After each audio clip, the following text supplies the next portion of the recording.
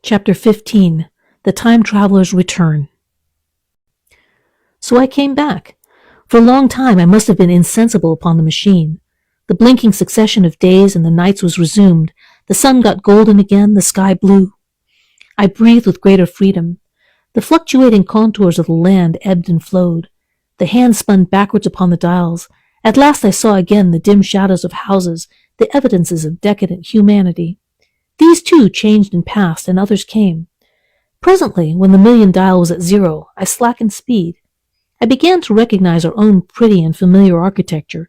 The thousands hand ran back to the starting point. The night and day flapped slower and slower. Then the old walls of the laboratory came round me. Very gently now, I slowed the mechanism down. I saw one little thing that seemed odd to me. I think I have told you that when I set out, before my velocity became very high, Mrs. Watchett had walked across the room, traveling as it seemed to me like a rocket. As I returned, I passed again across that minute when she traversed the laboratory. But now her every motion appeared to be the exact inversion of her previous ones. The door at the lower end opened, and she glided quietly up the laboratory, back foremost, and disappeared behind the door by which she had previously entered. Just before that, I seemed to see Hillier for a moment, but he passed like a flash. Then I stopped the machine and saw about me again the old familiar laboratory, my tools, my appliances, just as I had left them. I got off the thing very shakily and sat down upon my bench. For several minutes I trembled violently. Then I became calmer. Around me was my old workshop again, exactly as it had been. I might have slept there and the whole thing had been a dream. And yet not exactly. The thing had started from the southeast corner of the laboratory. It had come to rest again at the northwest against the wall where you saw it. That gives you the exact distance from my little lawn to the pedestal of the White Sphinx into which the Morlocks had carried my machine. For a time my brain went stagnant. Presently I got up and came through the passage here, limping because my heel was still painful and feeling sorely begrimed. I saw the Pall Mall Gazette on the table by the door. I found the date was indeed today, and looking at the timepiece saw the hour was almost 8 o'clock. I heard your voices and clatter of plates. I hesitated. I felt so sick and weak. Then I sniffed good, wholesome meat and opened the door on you. You know the rest. I washed and dined, and now I am telling you the story. Chapter 16. After the Story. I know, he said after a pause, that all this will be absolutely incredible to you. But to me, the one incredible thing is that I'm here tonight in this old familiar room, looking into your friendly faces and telling you these strange adventures. He looked at the medical man. No, I can't expect you to believe it. Take it as a lie or a prophecy. Say I dreamed it in the workshop. Consider I have been speculating upon the destinies of our race until I have hatched this fiction. Treat my assertion of its truth as a mere stroke of art to enhance its interests. And taking it as a story, what do you think of it? He took up his pipe and began in his old accustomed manner to tap with it nervously upon the bars of the grate. There was a momentary stillness. Then chairs began to creak and shoes to scrape upon the carpet. I took my eyes off the time traveler's face and looked round at his audience. They were in the dark, and little spots of color swam before them. The medical man seemed absorbed in the contemplation of our host. The editor was looking hard at the end of his cigar, the 6th. The journalist fumbled for his watch. The others, as far as I remembered, were motionless. The editor stood up with a sigh. What a pity it is you're not a writer of stories, he said, putting his hand upon the time traveler's shoulder. You don't believe it? Well, I thought not. The time traveler turned to us. Where are the matches? He said. He lit one and spoke over his pipe, puffing. To tell you the truth, I hardly believe it myself.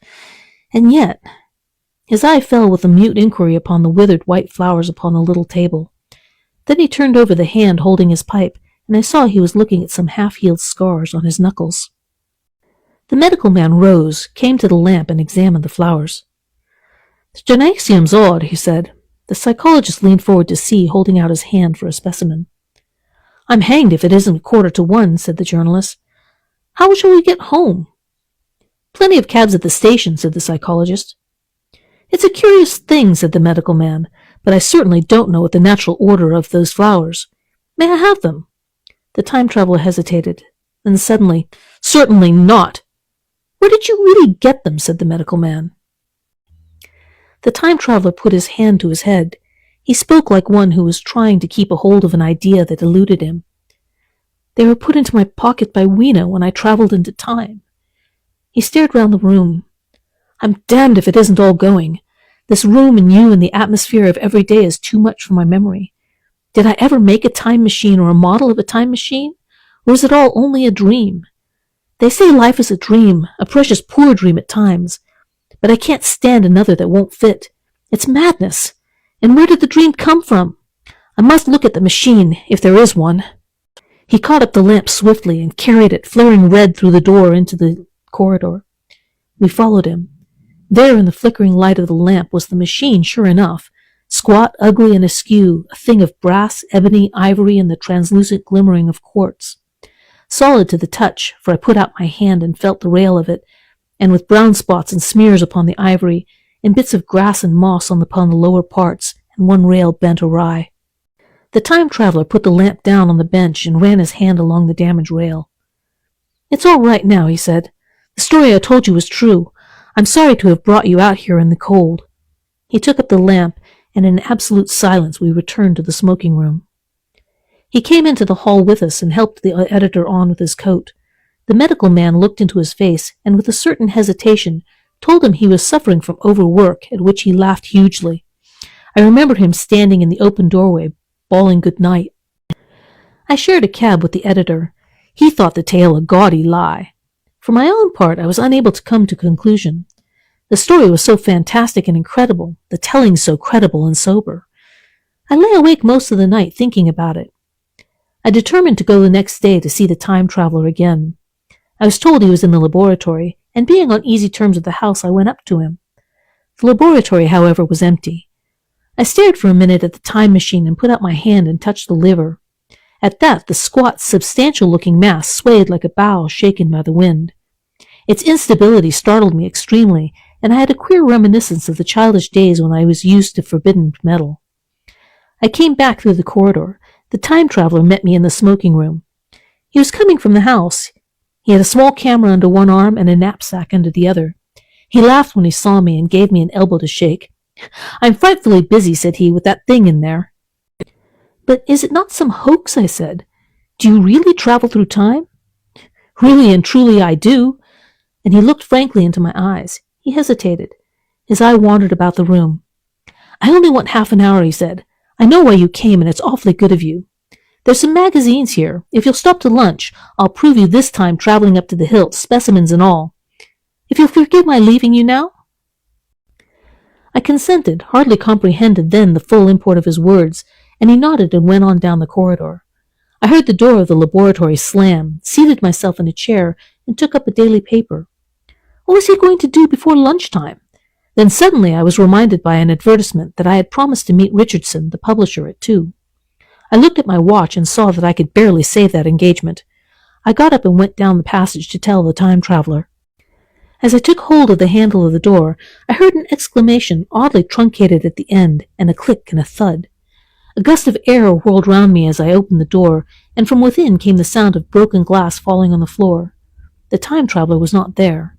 I seemed to see a ghostly, indistinct figure sitting on a whirling mass of black and brass for a moment, a figure so transparent that the bench behind with its sheets of drawings was absolutely distinct, but this phantasm vanished as I rubbed my eyes. The time machine had gone. Save for a subsiding stir of dust, the further end of the laboratory was empty. A pane of the skylight had apparently just been blown in. I felt an unreasonable amazement. I knew that something strange had happened, and for the moment could not distinguish what the strange thing might be. As I stood staring, the door into the garden opened, and the manservant appeared. We looked at each other. Then ideas began to come. Has Mr. gone out that way? Said I. No, sir. No one has come out this way. I was expecting to find him here. At that I understood. At the risk of disappointing Richardson, I stayed on, waiting for the time traveler, waiting for the second, perhaps still stranger story and the specimens and photographs he would bring with him. But I am beginning now to fear that I must wait a lifetime. The time traveler vanished 3 years ago, and as everyone knows now, he has never returned. Epilogue. One cannot choose but wonder, will he ever return? It may be that he swept back into the past and fell among the blood-drinking, hairy savages of the age of unpolished stone, into the abysses of the Cretaceous Sea, or among the grotesque saurians, the huge reptilian brutes of the Jurassic times. He may even now, if I may use that phrase, be wandering on some plesiosaurus-haunted oolithic coral reef, or beside the lonely sailing seas of the Triassic Age. Or did he go forward into one of the nearer ages in which men were still men, but with the riddles of our own time answered, and its wearisome problems solved? Into the manhood of the race, for I, for my own part, cannot think of these latter days of weak experiment, fragmentary theory, and mutual discord are indeed man's culminating time. I say for my own part. He, I know, for the question had been discussed among us long before the time machine was made, thought but cheerlessly of the advancement of mankind, and saw in the growing pile of civilization only a foolish heaping that must inevitably fall back upon and destroy its makers in the end. If that is so, it remains for us to live as though it were not so. But to me the future is still black and blank, is a vast ignorance lit at a few casual places by the memory of his story. And I have by me, for my comfort, 2 strange white flowers, shriveled now and brown and flat and brittle, to witness that even when mind and strength had gone, gratitude and mutual tenderness still lived on in the heart of man. And so ends The Time Machine by H.G.Wells. I hope you enjoyed my reading of it. If you did, please remember to like, subscribe, and or put a comment down below. Each bit helps me out. Thank you for listening. I appreciate you all.